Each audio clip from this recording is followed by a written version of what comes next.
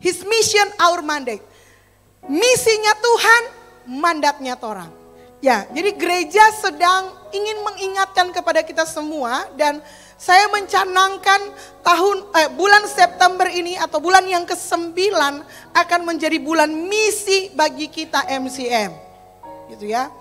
Pada waktu rapat tahun lalu, saya sempat bilang kepada semua tim pelayanan termasuk diaken, kalau boleh khusus bulan September ini gitu ya, semua persembahan kita termasuk persembahan benih, kecuali perpuluhan, karena perpuluhan harus dipakai untuk membiayai orang-orang yang melayani Tuhan gitu ya. Persembahan kita akan pakai untuk misi gitu ya, tetapi ternyata nggak bisa karena kita tetap harus bayar listrik kan, nggak boleh bilang sama PLN belum mau bayar listrik karena mau kasih di misi kan, nggak bisa seperti itu gitu ya. Jadi harus ada kewajiban yang harus kita talangi, harus kita bayarkan karena memang harus demikian. Nah, dalam pertemuan dengan pendeta-pendeta hamba-hamba Tuhan, seminar, saya mengajar gitu ya kepada pendeta-pendeta dan mereka selalu bertanya apa yang terjadi di MCM, apa yang dilakukan di MCM sehingga MCM sekarang ini boleh ada 4 satelit dan lain-lain sebagainya. Saya bilang karena MCM itu gitu ya punya impian akan menjadi gereja yang berdampak bagi banyak orang. Dan yang membedakan gereja ini dengan gereja yang lain adalah spirit misinya gitu ya. Jadi ini bukan akan hanya menjadi gereja yang hidup untuk dirinya sendiri, tetapi sejak awal gereja ini dibangun adalah untuk memperkuat gereja lainnya. Katakan amin. Gitu ya. Jadi kami benar-benar melatih orang-orang yang ada di dalam, mengajar kepada orang-orang yang di dalam, dan kemudian mendorong orang-orang semua jemaat MCM untuk punya hati misi. Itu sebabnya gereja kita punya dampak keluar. Gitu ya, bukan dampak keluar, bukan kita KKR lalu kemudian orang kasih tepuk tangan kepada kita. Tetapi oleh karena kita dengan serius membantu orang-orang di luar 4 tembok ini. Ya saudara-saudara, sudah merasakannya gak sih? Dan kita melakukannya dengan serius gitu ya. Jadi dan ini bagi saya adalah kunci gereja bertumbuh, berkembang dan jadi sehat. Lawan dari high impact church atau gereja yang berdampak itu adalah namanya gini, feel good church. Gereja yang hanya bekerja, beroperasi di bumi ini hanya untuk membuat orang-orang yang berada di dalamnya feel good. Dikasih praise and worship yang bagus. Dikasih tempat duduk yang nyaman. Dikasih AC, oh terima kasih buat AC yang baru yang baru dipasang kemarin. Dikasih karpet supaya akustik ruangannya bagus. Lalu kemudian sesudah itu diminta persembahan dan kemudian jemaatnya disuruh pulang. Beristirahat, datang lagi minggu depan ya.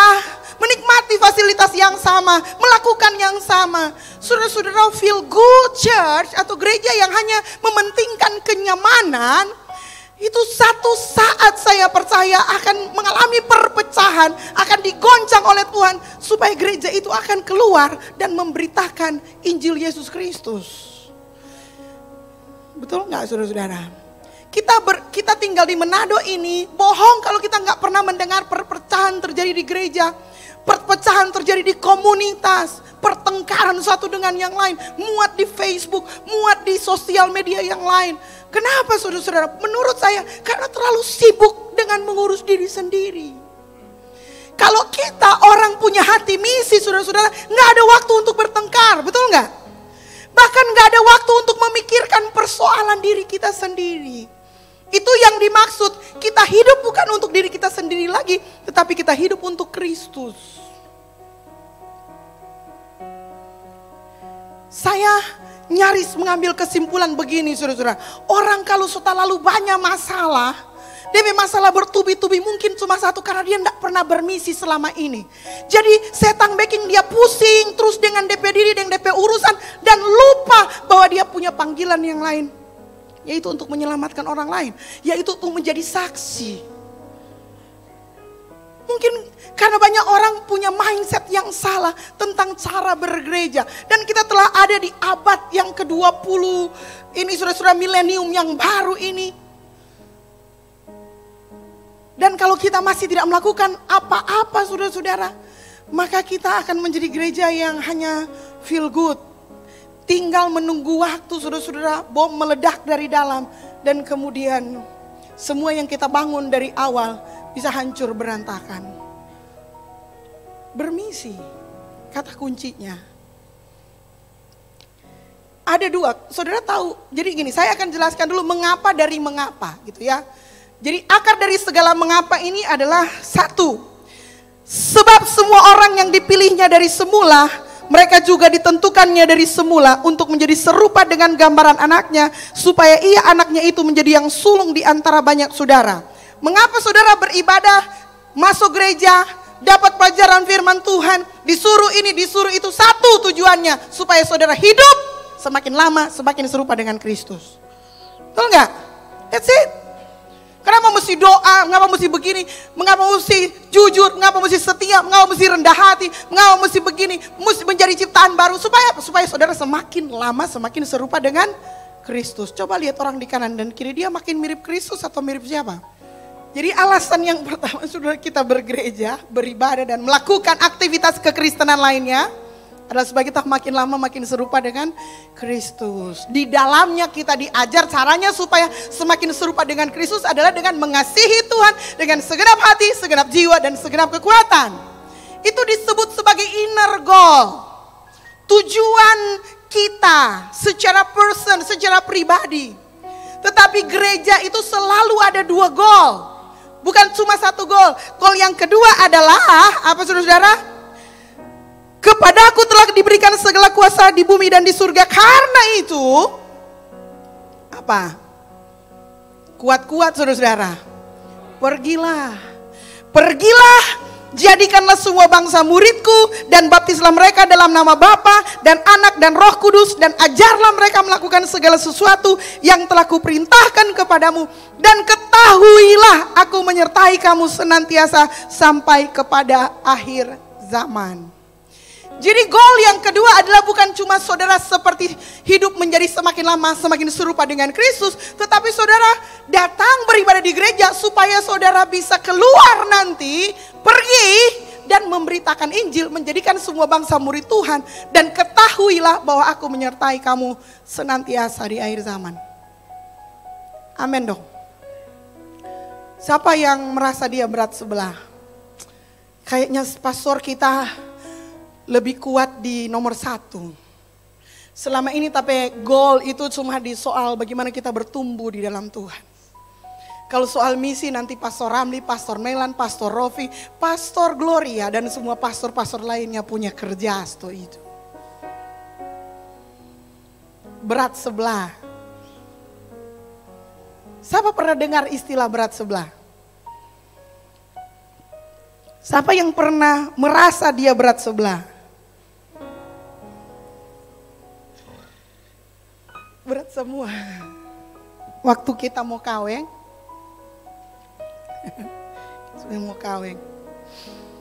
ada tapi tante satu, dia bilang, tamu bilang pangana ya Melan.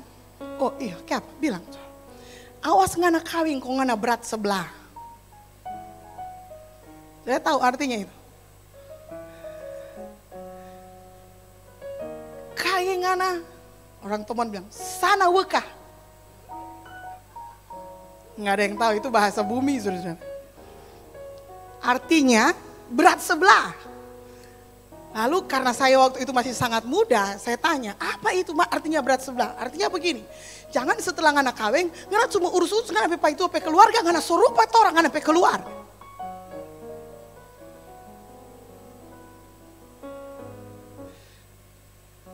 Terjadi? Ada di sini begitu? Berat sebelah? Coba orang jujur saja di rumah Tuhan. Saudara lebih berat ke keluarga mana ini? Keluarga sendiri atau keluarga pasangan?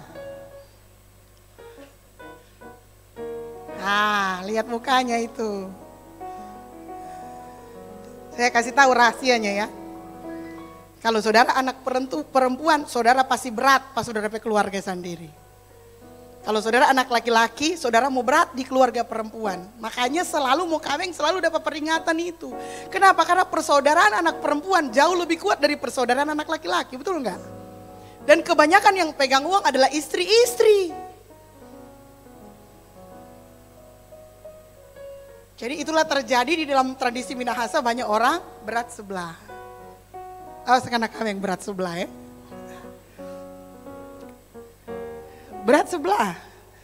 Di dalam pelayanan, pengiringan kita kepada Tuhan, jangan berat sebelah. Jangan orang cuman mau dalam terus, orang terus, oh dijamah oleh Tuhan, oh tidak mengalami mujizat, mengalami ini semuanya. Kita senang dengan semuanya itu. Dan kita tidak pernah melaksanakan amanat agung, yaitu pergi dan menceritakan semua yang kita alami bersama dengan Tuhan. Kan itu esensi dari menjadi saksi.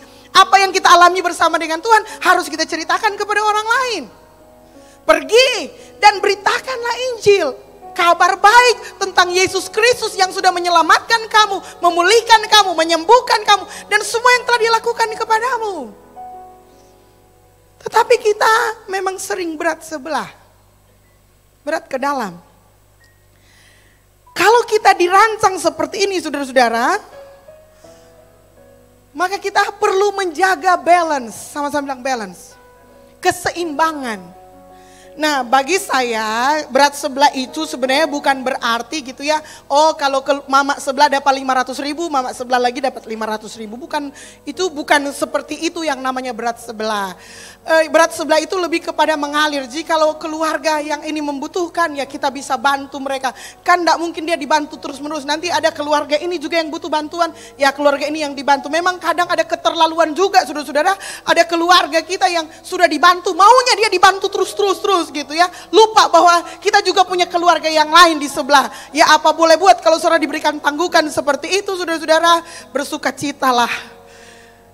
Karena Tuhan akan menolong engkau untuk menghadapi saudara punya keluarga yang seperti itu. Bukan karena kita mau berat sebelah, karena mungkin memang mereka, keluarga kita banyak yang berkekurangan, banyak yang memang hidupnya susah, akibatnya ya siapa lagi yang mau urus dorang selain torang, mungkin orang-orang yang lebih diberkati gitu ya. Namun kadang kita juga ketemu dengan orang sudah gak peduli berapa banyak kita membantu mereka. Ketika satu kali kita tidak bantu mereka, seolah-olah semua bantuan kita hangus dan kita jahat di mata mereka. Mengalami itu? Oh enggak ada di MCM, cuma ada di gereja lain. Jadi gini, jangan berat sebelah. Tapi begini, sebenarnya yang dibilang berat sebelah itu hanya opini keluarga-keluarga yang butuh perhatian. Kalau menurut saya nggak ada orang yang mau berat sebelah, gitu ya. Kita selalu suka membantu orang lain, amin. Kita suka untuk kalau kita misalnya belum bisa bantu keluarga kita karena satu dan lain hal, bukan karena kita jahat, bukan karena kita pelit, mungkin satu karena kita memang belum punya uang juga. Bisa jadi gitu ya, dan lain-lain sebagainya. So saudara mengalir saja gitu ya. Bisa jadi saudara-saudara, ini saya punya catatan, bisa jadi kita kelihatan berat sebelah karena terbawa arus. Itu yang saya bilang tadi. Kalau satu keluarga itu banyak kakak adik perempuan, perempuan ini kan makhluk ngumpul. Jadi mereka lebih sering kumpul, mereka lebih sering komunikasi dan lain-lain sebagainya, sehingga arusnya kelihatan yang kuat yang perempuan. Sementara yang saudara-saudara laki-laki, ya mereka laki-laki jarang curhat satu dengan yang lain. Mereka laki-laki nggak pernah curhat, gitu ya. Mereka kalaupun ngumpul ngomongin hobi dan lain-lain sebagainya gitu ya. Dan kalau sudah sampai di titik itu bukan karena nggak peduli, tapi ya mungkin yang laki-laki ini ya mengikuti istrinya karena keluarga istrinya mungkin banyak yang perempuan. Ini cuma soal arus saja. Jadi bukan karena saudara nggak mengasihi salah satu. Begitu juga dalam pelayanan. Kalau saudara-saudara ternyata kurang memberitakan Injil, kurang pergi dan memberitakan Injil, mungkin karena saudara terbawa arus saja, yang mana di mana-mana di gereja diajarkan as long as you feel good, sepanjang kamu merasa nyaman dan enak, it's okay. Kamu ada dalam rencana Tuhan. Tapi saya tidak mau menjadi pendeta yang akan membohongi saudara. Saya juga ingin melihat saudara mengalami kepenuhan berkat-berkat Allah. Katakan amin. Itu sebabnya saya mesti mengajarkan tentang misi. Dan saya berharap dalam keadaan saudara yang susah sekalipun, saudara tetap punya hati misi. Katakan amin. Gereja pokoknya tidak boleh hanya terlalu mengurus yang di dalam. Sama dengan rumah tangga, tidak boleh hanya memikirkan keluarga kita saja, atau tidak boleh hanya memikirkan keluarga orang lain saja. Gitu ya, harus balance memikirkan. Tidak boleh memikirkan diri saya saja. Waktu saya baru menikah dengan Gilbert itu karyawan yang baik sekali, saudara-saudara. Saudara tahu apa definisi karyawan yang baik? Kalau kantor jam 8 sampai jam 5, karyawan yang baik itu bagaimana? Berangkat jam 7. Pulang jam 12 malam. Betul nggak? Memangnya saudara kalau berangkat jam 8 pulang jam 5 karyawan baik? Nganda. Karyawan yang baik itu kalau jam kantor 7 tutup jam 5 sore maka saudara berangkat kalau kantor jam 8 sampai 5 maka saudara berangkat jam 7 pulang terserah kerjaan di kantor. Betul atau betul? Baru menikah kan saudara-saudara, manja dong sama pasangan, betul nggak? Saya kemana-mana mau diantar, mau belanja mesti diantar, ke gereja mesti diantar, pelayanan mesti diantar, dan lain-lain sebagainya. Maunya diantar gitu ya. Lalu kemudian, nah suami saya ini memang pandai, jadi dia sesudah dia kerja gitu ya, dia berusaha memikirkan bagaimana bisa mengantar saya juga. Itu ya, dia berusaha, tapi saya kemudian merasa bahwa ini tidak bagus buat dia punya pekerjaan. Bagaimana mungkin dia sedang bekerja dan kita menit-menit telepon, tolong dang antar akan gua, kita mau pergi pasar, kita mau pergi antar anak-anak imunisasi dan lain-lain sebagainya. Jadi kita harus memikirkan bagaimana di pekerjaan juga, jangan cuma memikirkan tentang kita, bukan? Kalau kita cuma memikirkan tentang kita yang ingin diantar, ingin ditemani, maka dia nggak akan kerja. Dan kalau dia nggak kerja, dia nggak pulang bawa uang. Kalau dia nggak pulang bawa uang, kontor mau makan dengan apa? Kita nggak mungkin marah-marah, mana doi, nggak ada doi. Jadi kita mesti berpikir untuk karena nggak ada kerja berarti kita akan mulai mandiri, mengerjakan segala sesuatu sendiri. Saya pernah kesaksian sama saudara-saudara, saya tuh nggak suka bawa mobil sendiri, saya lebih senang disetirin. Tapi karena situasi Gilbert bilang, Ana mesti belajar bawa auto sendiri. Bukan karena orang-orang kaya dan sukses dan bagaimana, tetapi karena supaya kita bisa mengerjakan pekerjaan sendiri-sendiri dan tidak saling merepotkan satu dengan yang lain. Akan ada saatnya di mana kita saling mendukung satu dengan yang lain, tapi ada saatnya di mana saya juga harus memikirkan kepentingannya. Oke, halo? Are you with me? Dan ini harus balance dalam kehidupan kita. Harus balance bagaimana kita memikirkan persoalan internal kita dan juga bagaimana memikirkan apa yang ada di luar sana. Itu yang saya mau tekankan. Ketika gereja mengajarkan misi, maksudnya saya adalah supaya saudara-saudara jemaat MCM sadar bahwa kita nggak boleh hidup hanya feel good untuk kita aja, tetapi kita harus membawa dampak yang lebih besar untuk dunia ini. Katakan amin. Menjadi jemaat yang misioner. Menjadi gereja yang misioner itu berarti jemaatnya misioner. Yang setuju angkat tangan bilang saya. Mulai dari mana? Mulai dari start with your belief. His mission, our mandate. Menyelamatkan yang hilang itu adalah misinya Tuhan. Okay? Dia meninggalkan surganya, menyelamatkan kita itu kan misinya dia. Memperdamaikan kita dengan Allah itu misi besarnya Tuhan. Menyelamatkan yang hilang. Ketika dia naik ke surga, dia memberikan mandat kepada orang-orang yang mengasihi dia, bilang, pergilah, jadikanlah semua bangsa. Itu perintah agung. Itu amanat agung, itu mandat agung. Dan di ayat itu juga Tuhan bilang, ketahuilah, aku menyertai kamu sampai pada kesudahan zaman. Sejauh mana kita pergi? Saudara-saudara, gini ya, kalau kita semuanya nyaman, kadang kita sudah gak merasa Tuhan menyertai kita. Kalau saudara bangun, sudah ada makanan, tidur di ruangan ada AC, mau bayar uang ada, mau beli sesuatu semuanya ada, sometimes saudara sudah gak merasa saudara disertai Tuhan, semuanya sudah ada. Kapan saudara merasa disertai Tuhan? Ketika saudara keluar dari rumah. Itu alasannya Tuhan menyuruh Abraham keluar dari rumahnya. Abraham, pergilah. Keluar dari rumah. Siapa yang dari kecil sampai besar cuma tinggal pak orang tua? Nggak pernah berani keluar dari DP rumah. Itu orang bermasalah saudara-saudara. Karena dia sesungguhnya dia nggak pernah tahu arti penyertaan Tuhan. Gini, makin jauh kita pergi, makin ke ujung bumi kita pergi, makin kita tahu penyertaan Tuhan. Dari mana saya tahu ini? Waktu saya ke Danau Rana, saudara, misi terakhir ke Danau Rana. Kalau saya cuma ada di Manado, ke rumah ada sopir, mau makan tinggal telepon dan lain-lain sebagainya, saya nggak begitu merasa penyertaan Tuhan, saya merasa hidup dalam berkat Tuhan. Tapi kalau saudara duduk di atas perahu, dia nggak pakai mesin, saudara-saudara, cuma 5 cm dari permukaan danau, DP ujung perahu, gong bocor. Di dalam perahu cuma ada 3 orang, saudara, tukang penggayung di muka, penggayung di belakang. Di antara saudara ada barang-barang.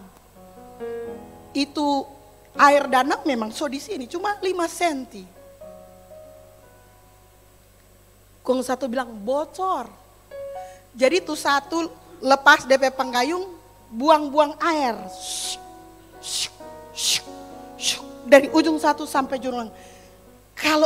Buat saya, kalau saya bisa tembus sampai di ujung dalam keadaan sehat walafiat, itulah penyertaan Tuhan, amin. Naik mobil sudah dengan segala bantuan, lewat jalan 2 meter jurang begini, di sini jurang batu-batu dalam, saudara-saudara, di sini tebing. Setir ke kanan, lari ke kiri itu oto, saudara-saudara, dan kita bisa lewat, pergi pulang lewat jalan itu. Saya tahu itu penyertaan Tuhan. Amin. Ibaratnya begini, saudara, kalau saudara berenang di kolam renang yang cetek, kolam baby, saudara nggak perlu iman, main saja di situ, betul nggak? Coba saudara berenang di kolam yang dalamnya 5 meter. Kita pernah wisata di sebuah kolam, di sebuah tempat wisata, ada kolam yang untuk anak-anak, ada kolam yang 1 meter, tapi di bawah itu khusus untuk para diver, itu kolam yang dalamnya 7 meter. Nggak ada tuh orang yang berani ke situ. Karena apa? Karena dalam. Saudara kalau cuma di telaga, saudara main rakit. Ya, di Minut Aldo ya, ada main rakit begitu. Saudara rasa gak perlu penyertaan Tuhan. Coba saudara naik kapal kata laut sementara angin selatan. Nah, di tengah laut, tengah malam, so jabue tuh kapal. Zrrr. Kapten pengumuman, kita berada dalam cuaca buruk. Kalau nyana langsung keluar, Yesus juru mudiku. Kita merasakan pertolongan Tuhan. Gini, semakin jauh kita pergi, semakin kita rasakan penyertaan Tuhan. Amin. Itu makanya ayat, ketahuilah aku menyertai kamu sampai akhir zaman, sampai end of, apa tadi dibilangnya? Sampai akhir zaman, akhirnya akhir zaman. Itu di ayat kita pergi. Kalau nggak ada cuma jangan tinggal di rumah luntung. Nyana pernah cuma biasa naik rakit. Atau begini saja. Pernah naik pesawat? Siapa yang sudah pernah naik pesawat? Boeing 737. Itu ya. Terbang di ketinggian berapa? Berapa biasanya? Berapa ribu kaki dia bilang? 22.000 kaki ya. 33.000 kaki. Sekitar 15 km dari atas. Kong pilot pengumuman, tiba-tiba pasang seat belt, kita sedang ada dalam cuaca buruk. Kong tiba-tiba turbulence, vung. Apa saudara-saudara? Saudara langsung, gini, saya percaya kalau saudara naik roket ke bulan, begitu tuh DP pendorong lepas, saudara memang so melayang, memang so perasaan. Hidup kalau hidup, mati kalau mati. Di mana kita merasa penyertaan Tuhan? Waktu kapan? Waktu kita mau pergi lebih jauh, waktu kita mau tinggal. Kalau si Abraham cuma tinggal pada DP kampung halaman, saudara, dia enggak ada yang perlu dia takut. Terah itu orang yang dihormati. Di situ ada DP keluarga besar, dia punya ladang, dia punya lahan. Orang kalau tinggal di kampung, saudara-saudara, ada orang pe papa, orang pe mama, orang pe tante, orang pe om, tinggal semua di situ, di Talete, saudara-saudara. Siapa mau pele pas mau dola pas saudara di Talete? Ada saudara tuh badola orang lain, betul nggak? Coba saudara keluar kampung sadiki jauh, pi Jakarta jo, iko hilang begal. Karena apa? Ada yang balogat nin tahu? So maksudnya itulah ketika Tuhan pergi sebenarnya karena Tuhan mau tunjukkan kepada kita bahwa Dia akan menyertai kita. Bilang amin. Orang tidak akan sungguh-sungguh merasakan penyertaan Tuhan kalau orang ada di feel good area. Keluar sadiki, bermisi. Kalau bermisi saya sudah bilang, namanya MCM bermisi, no complain. Saudara mau tidur di kasur kapuk, mau tidur di ada AC, mau sikat gigi di air kuning, tidak boleh komplain, itulah misi. Dan kita memang mesti pergi supaya kita bisa merasakan bahwa kita mau sikat gigi saja butuh pertolongan Tuhan, DP air kuning. Lebih jernih saudara pipis daripada itu air saudara mau sikat gigi akang. Pernah alami itu? Belum pernah rasa penyertaan Tuhan sungguh-sungguh. Baru sedikit ngoni dan rasa. Just kidding. Tapi sudah mengerti maksud saya? Jadi ini mesti kita sebagai gereja jangan takut jadi misioner. Karena justru di sana Tuhan akan menunjukkan penyertaannya. Katakan amin. Jadi yakin dulu bahwa ini adalah amanat yang diberikan oleh Tuhan dan Tuhan tidak memberikan kita sendirian. Kita harus yakin percaya bahwa misi Tuhan, mandat kita itu akan berubah menjadi mandatnya Tuhan, misinya kita. Tuhan menyuruh pergilah jadikanlah semua bangsa muridku, maka itulah menjadi misi kita. Jadi from His mission our mandate become His mandate our mission. Sekarang kita menjadi orang yang hidupnya misinya untuk apa? Bukan lagi untuk diri kita sendiri. Orang memang susah, tetapi orang juga harus hidup untuk orang lain. Tepuk tangan buat jemaat misioner. Yang kedua, saudara-saudara gitu ya. Jadi yakin dulu bahwa kita punya misi sama dengan misi Kristus, yaitu pergilah dan seterusnya. Yang kedua, berdoa. Saya mau kasih ayat saudara kepada saudara cukup panjang. Yang pertama, saya baca dulu ayat-ayatnya. Roma 15 ayat 30 sampai 31. Saudara juga ikut baca ya, supaya saudara turut berpartisipasi. 1, 2, 3. Tuhan kita, dan demi kasih roh, aku menasihatkan kamu saudara-saudara untuk bergumul bersama-sama dengan aku dalam doa kepada Allah untuk aku. Supaya aku terpelihara dari orang-orang yang tidak taat di Yudea. Dan supaya pelayananku untuk Yerusalem disambut dengan baik oleh orang-orang kudus di sana. Lalu kita pindah saudara-saudara 2 Korintus pasal 1 ayat 8 sampai 11. Kita baca bersama-sama. 1, 2, 3.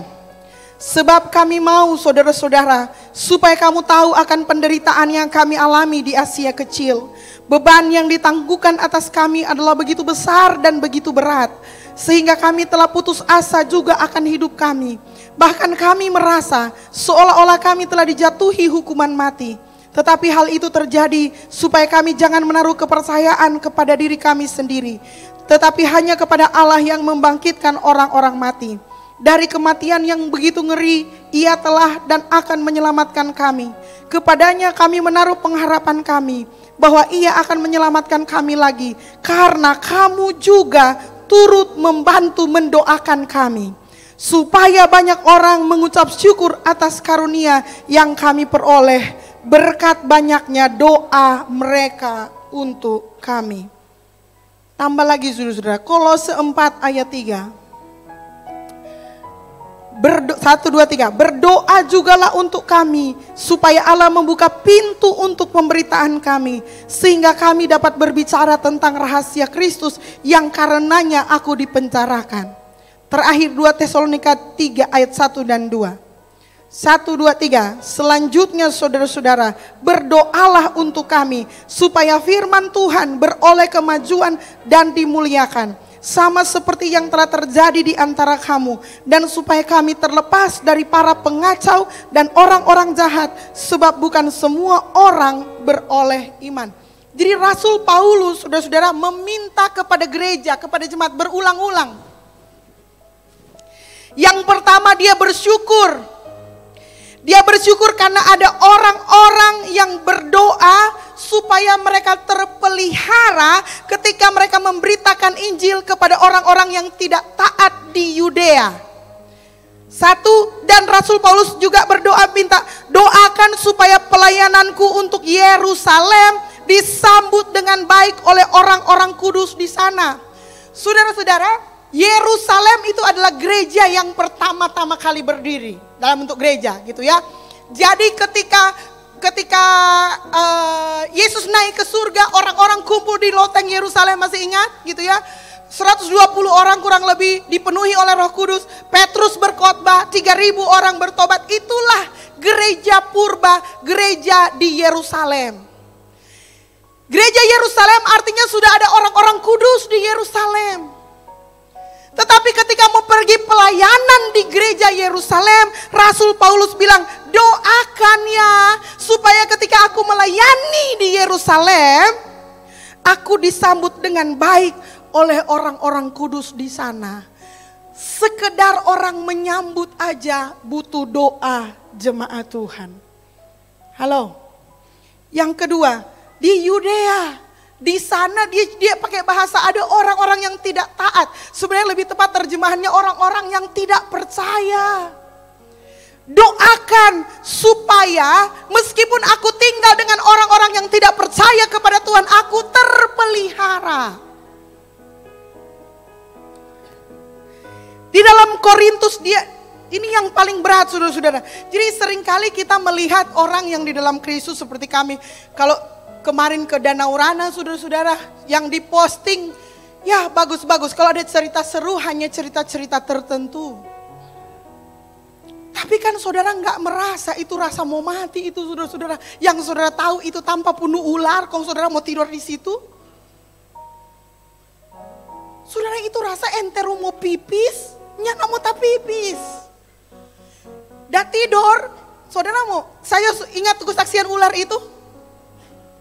Ingat ya, yang saya pergi ke rumah lo begini, untung lagi orang ada pulang, dan dapat 4 ekor ular di pastori.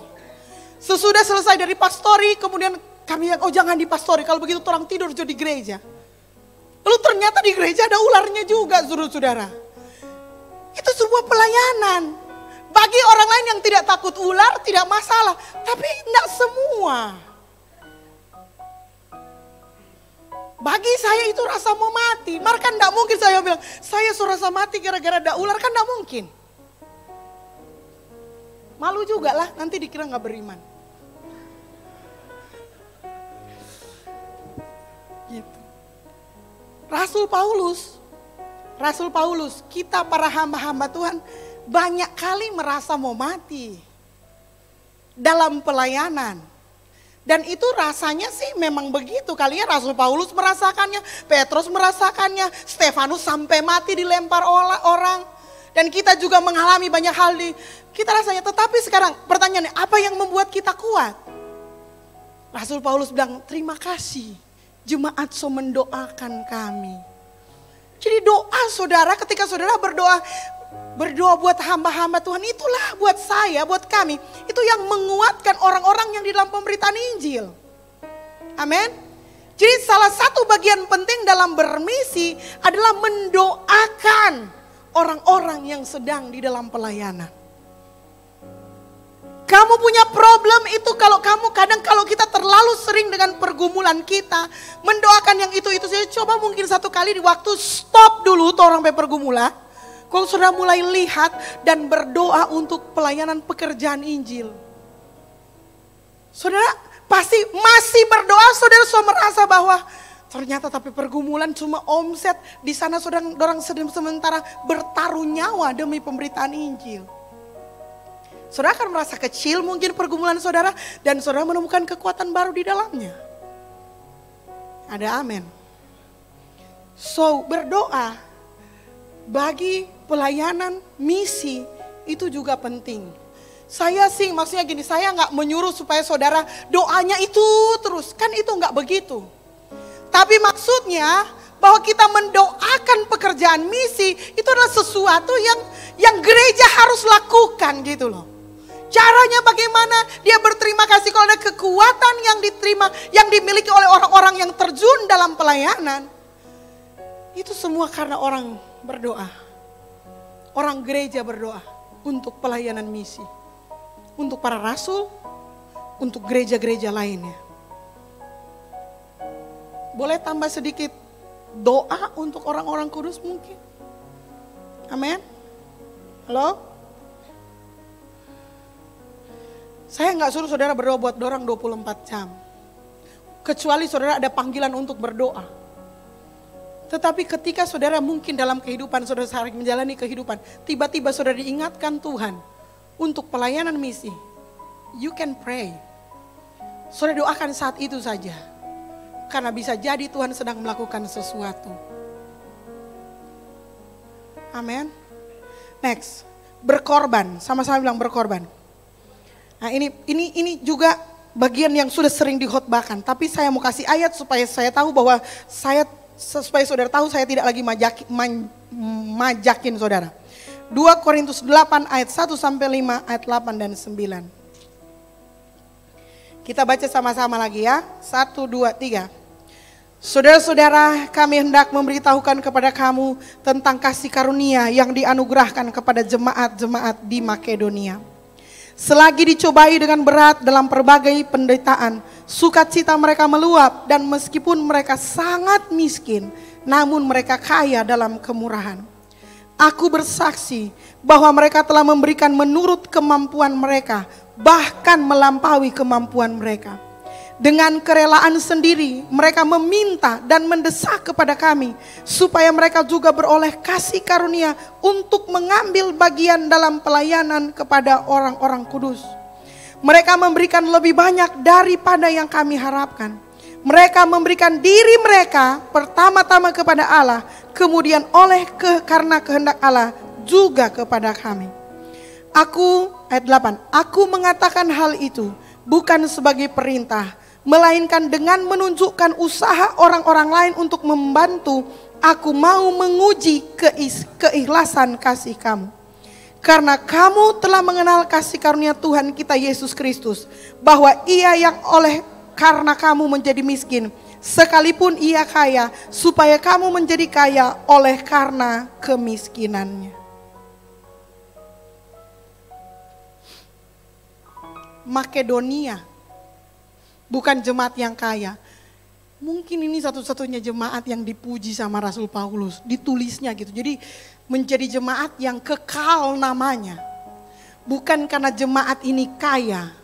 Justru jemaat ini sangat miskin. Yang bilang itu Rasul Paulus. Saudara baca tadi bukan? Mereka, sukacita mereka meluap. Dan meskipun mereka sangat miskin, tapi mereka kaya dalam kemurahan. Bagi mereka, ini kata-kata Rasul Paulus, dengan kerelaan sendiri mereka meminta dan mendesak kepada kami. Jadi saudara bayangkan ini fenomena yang aneh. Orang miskin, sangat miskin, datang kepada rasul-rasul untuk meminta dan mendesak supaya mereka boleh mengambil bagian dalam pelayanan kepada orang-orang kudus. Jarang ada ini jemaat model begini di akhir zaman. Kadang untuk memberi persembahan kita mesti diajar, kita mesti didorong dan lain-lain. Tapi kalau di sini saudara-saudara, bukan mereka diminta untuk memberi persembahan. Mereka yang mendesak kepada rasul-rasul untuk tolong. Kami ingin menikmati kasih karunia dengan membantu kalian dalam pelayanan. Jadi bagi Jemaat Makedonia yang sangat miskin itu membantu pekerjaan Tuhan itu adalah kasih karunia. Dan kalau mereka boleh mengambil bagian itu adalah hal yang sangat penting bagi mereka. Mendesak bagi mereka. Apa perlu saya jelaskan? Kita sedang merintis 2 gereja. Di Bitung dan di Mitra. Oke? Dua-duanya sementara berkembang dengan caranya masing-masing. Kalau di Bitung sampai saat ini lebih banyak jemaat anak-anak. Tetapi sudah mulai ada orang-orang dewasa yang sudah mulai datang. Walaupun mereka masih belum berani menyatakan diri karena mungkin tempat ibadahnya masih rumah biasa. Di Mitra kita juga sedang merintis gereja di sana. Sudah ada keluarga-keluarga yang menyatakan diri. Jadi masalah di Mitra karena apa? Karena rumahnya mulai kecil, saudara-saudara. Jadi jiwanya dan rumah di sana itu dipinjamkan oleh seorang yang punya hati, seorang opa keluarga, pinjam rumah di pinggir pantai, jalan rumah. Lalu Pastor Raymond dalam rapat kita yang lalu bilang, Pastor, terus terang saja Pastor, ini lagi musim bah angin. Dan itu bah angin itu sore-sore. Dan tempat ibadah gereja itu terbuka menghadap laut. Jadi kasihan anak-anak dan jemaat yang harus beribadah dengan angin yang sangat kencang, itu kata dia. Kita sedang merintis gereja itu. Sekarang ketika kita merintis gereja di Bitung, gereja di Mitra. 3 Yohanes 1 ayat 7 bilang begini. Sebab karena namanya mereka telah berangkat dengan tidak menerima sesuatu pun dari orang-orang yang tidak mengenal Allah. Kita wajib menerima orang-orang yang demikian supaya kita boleh mengambil bagian dalam pekerjaan mereka untuk kebenaran. Kita tidak bisa mengharapkan orang-orang yang tidak mengenal Allah untuk membiayai misi kita, bukan? Amin. Harus kita yang membiayai misi. Kita nggak mungkin memaksakan, oh dia sudah buka pelayanan di sana, dia pasti akan hidup dari sana. No, orang harus support mereka. Begitulah kita bermisi. Karena ketika kita memberitakan Injil kepada orang lain, saudara-saudara, nggak mungkin kita meminta bayarin dong engkau saya pulang, kan kita akan ditolak mentah-mentah. Kita harus menunjukkan kepada orang-orang yang belum mengenal Allah bahwa kalau kita hidup dengan misi Tuhan, Tuhan akan mencukupkan segala kebutuhan kita. Amin. Nah, selama bulan ini saudara-saudara, supaya kita tidak terpecah konsentrasi, kita fokus dulu untuk bulan ini kita akan support jemaat yang ada di Mitra. Amin. Kita akan berdoa supaya saudara harus doakan ini supaya akan ada bangunan, akan ada tanah, dan mereka akan berdiri sebagai satu jemaat di sana. Karena kalau tidak salah, waktu untuk tempat itu dipinjamkan cuma sampai dengan tahun ini. Kurang 3 bulan sama Desember. Dan orang belum ada tempat yang lain. Butuh doa orang percaya lainnya. Supaya pekerjaan pelayanan Injil, penanaman gereja di Mitra bisa terus berlangsung. Dan banyak orang diselamatkan. Amin. Yang terakhir saudara-saudara, pergi. Habisin aja ya. Roma 10 ayat 14 sampai 15. Saya baca ayat aja. 1, 2, 3. Tetapi bagaimana mereka dapat berseru kepadanya jika mereka tidak percaya kepada dia? Bagaimana mereka dapat percaya kepada dia jika mereka tidak mendengar tentang dia? Bagaimana mereka mendengar tentang dia jika tidak ada yang memberitakannya? Dan bagaimana mereka dapat memberitakannya jika mereka tidak diutus? Seperti ada tertulis, betapa indahnya kedatangan mereka yang membawa kabar baik. Pergi, harus ada yang pergi. Siapa yang mau pergi? Torang semua. Tidak boleh cuma pastoral. Semua orang Kristen harus bermisi. Amin. Saya percaya Tuhan suka doa saudara. Tuhan akan berkati pengorbanan uang saudara. Tapi saya yakin Tuhan akan lebih senang kalau kita sendiri mengambil bagian, menyerahkan hidup kita untuk bermisi. Amin. Sesederhana apapun, Ulangan 10 ayat 19. Sebab itu haruslah kamu menunjukkan kasihmu kepada orang asing. Sebab kamu pun dahulu adalah orang asing di tanah Mesir.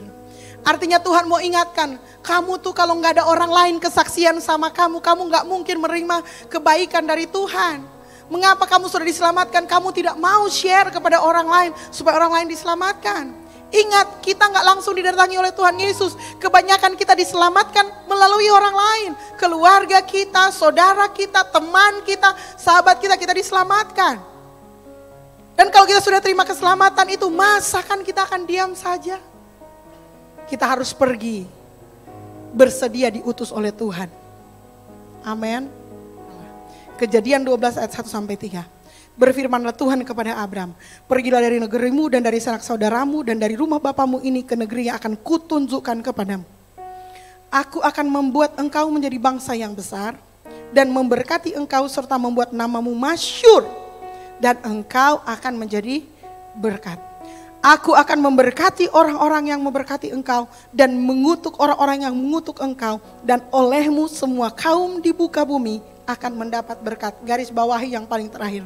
Dan olehmu semua kaum di muka bumi akan mendapat berkat. Adalah keputusan Tuhan untuk memberkati kita.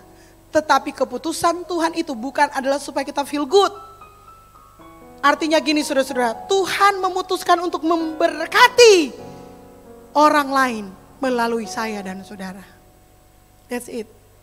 Kerinduan Tuhan untuk memberkati bangsa lain. Kerinduan Tuhan untuk memberkati orang asing. Kerinduan Tuhan untuk memberkati segala bangsa itu dinyatakan melalui kita. Keturunan Abraham rohani. Amin.